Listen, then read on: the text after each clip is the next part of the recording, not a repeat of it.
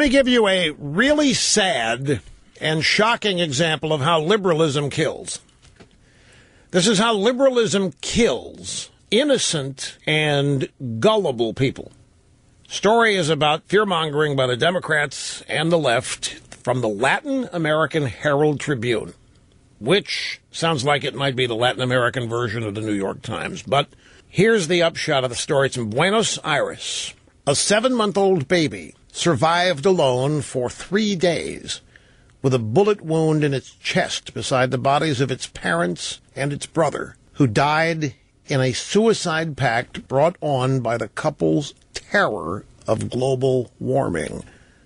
According to the Argentine press, the cops found a letter on the table alluding to the couple's worry about global warming and their anger at the government's lack of interest in the matter, and they killed themselves. They committed their 7-month-old baby, brother, themselves. Familial suicide. Well, murder and suicide brought on by the fear of climate change and the fact that a government wasn't doing anything about it. These people had to be, you might want to say they're deranged, who knows, but who made them this way?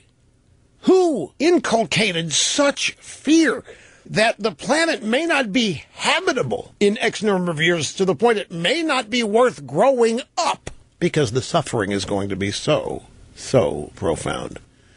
So to eliminate the potential suffering that might happen because of climate change, they killed themselves. Yes, it's an extreme example, but it's an example. And I'm telling you, I know many of you might think I'm being somewhat jocular. I could share with you stories every day from the tech blogs I read. And I read these are millennials. These are highly educated in terms of formal college education. They're arrogant. They're educated. They think they know it all. And they have bought this hook, line, and sinker. And they are scared to death that Donald Trump is going to hasten the destruction of the planet. And some of them think because he wants to. I never understood this during the Reagan years. They accused Reagan of purposely destroying the ozone layer. Why would anybody... At first place, we wouldn't know how to do it if we wanted to. Let's say President Trump... No, I'm going to put Trump in this. Let's say President Obama, as one of his outgoing missions, convenes his cabinet and orders his head of the EPA to hasten, to speed up climate change, to do great damage to the country in order to pay people back for not electing Hillary. Now, keep in mind, some people in this audience think that's possible. When I mention that, they think it's possible.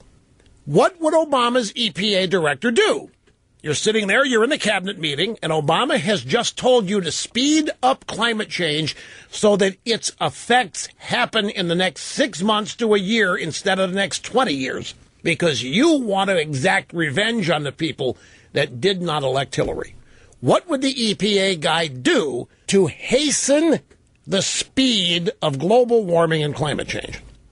Any of you who believe that man is making this happen, tell me what anybody, EPA director or what would you do if you got the order to hasten climate change?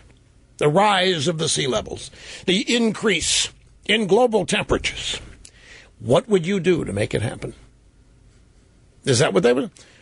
Okay, so you think they would set fire to every forest, try to every volcano, trigger every earthquake? And you think that would hasten climate change? See, you have just fallen for the trap. You have just... No, you're answering it. Okay, this is what the insane would do. You don't really think that would hasten climate change, do you? All right. But the danger is that somebody might think you could do it.